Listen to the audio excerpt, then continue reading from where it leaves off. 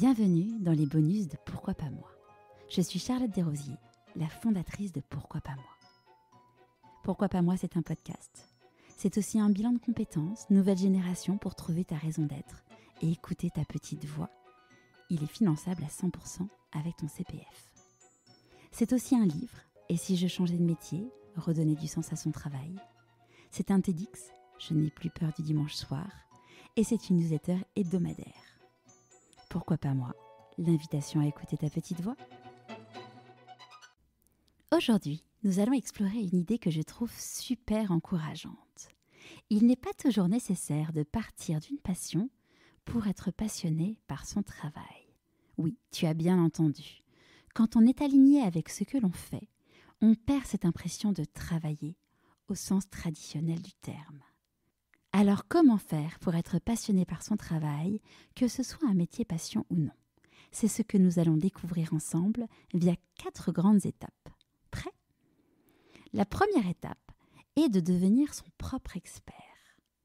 Comme l'a démontré Scott Dinmore, les personnes passionnées par leur travail se connaissent bien, même très bien.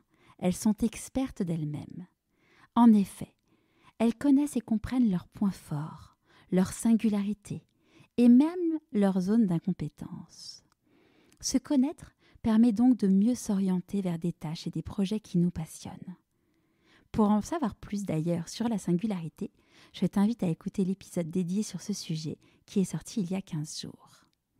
En effet, pour pouvoir être passionné, il faut exploiter ses talents, que cela te procure du plaisir et que tu sois excellent dans cela.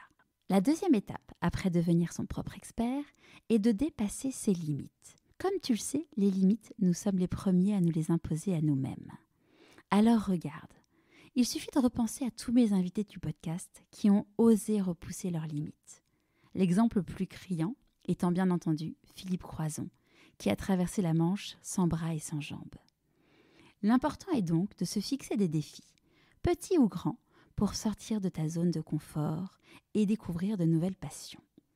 Si tu n'as pas l'habitude de te fixer des défis, pas d'inquiétude, tu peux commencer par des petits défis. Puis une fois que tu auras entraîné et habitué ton cerveau, tu pourras en franchir des beaucoup plus grands. Crois-moi, il n'y a pas de raison que cela ne marche pas sur toi. Troisième étape, s'entourer de personnes passionnées. L'environnement dans lequel tu évolues a un impact majeur sur toi. Entoure-toi de personnes qui sont passionnées par ce qu'elles font. Cela peut t'inspirer et te motiver à trouver ce qui te passionne dans ton propre travail. Entoure-toi de personnes positives, des personnes qui se sentent en sécurité.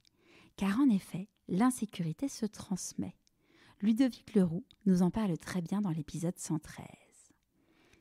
Un bon exercice est donc de te demander, après avoir vu une personne, comment est-ce que je me sens? Est-ce que je me sens mieux? Est-ce que je me sens moins bien? Est-ce que c'est pareil? Évidemment, tu l'auras compris, l'idée est de passer le plus de temps possible avec les personnes avec qui tu te sens le mieux.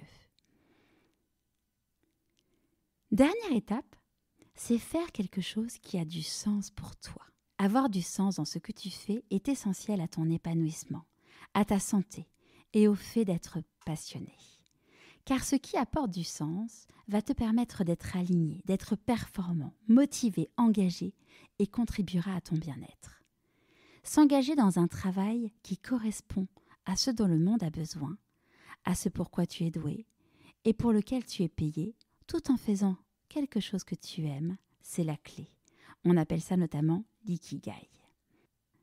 Il faut trouver ce point d'équilibre qui va te permettre de transformer ton travail en passion. L'important, tu l'as compris, est de trouver cet alignement, cette étincelle qui transforme l'obligation en passion. Trouver ce qui apporte du sens à sa vie n'est pas toujours facile. Si tu as besoin d'un raccourci, sache qu'avec le bilan de compétences nouvelle génération, qui est finançable évidemment avec ton CPF, tu seras capable en 3 mois de savoir comment faire en sorte d'être passionné dans ton travail. En attendant, je te donne rendez-vous la semaine prochaine pour un nouvel épisode de Pourquoi pas moi avec une femme exceptionnelle qui a quitté l'industrie pharmaceutique suite à un burn-out et qui a créé son entreprise en étant alignée avec ses valeurs. Et je peux vous dire qu'aujourd'hui, elle est passionnée. Cet épisode t'a plu ? Abonne-toi sur ta plateforme d'écoute préférée et mets 5 étoiles et un commentaire sur Apple Podcast. Envie d'avoir encore plus de conseils ? Inscris-toi à ma newsletter hebdomadaire. Tu as le lien dans les notes de l'épisode.